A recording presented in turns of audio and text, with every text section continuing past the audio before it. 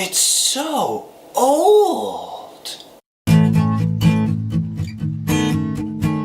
If you're a modern person and I tell you that something is new, connotations that might come to your mind are that it's improved, that it's forward moving, that it is progressive, that it is exciting, that it's, all these positive connotations. If I tell you that something is old, things that might come to your mind are outmoded, not with the times, backward looking, and other negative associations.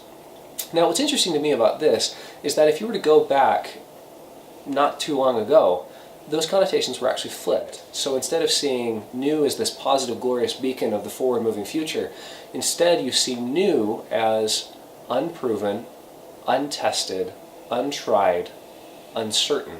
If you go over here to old, you have tested, reliable, sure, stable, complete. The reason why I find this significant is that there is value in both the new and the old. It is important to be forward-looking in the sense that you are open to new ideas, open to learning about new things, open to being proven wrong if you've been doing something wrong your entire life, open to new habits, open to getting rid of old habits.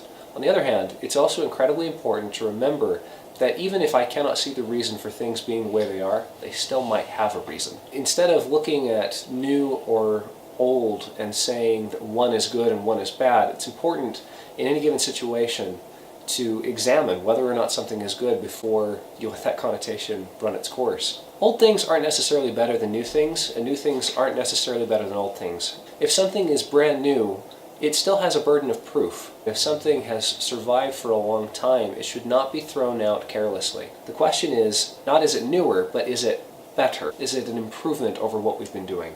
It is important to progress, but it is so important to retain the value that has been gained. Leave a comment below with an example of something old but good, something that has withstood the test of time and retained its value.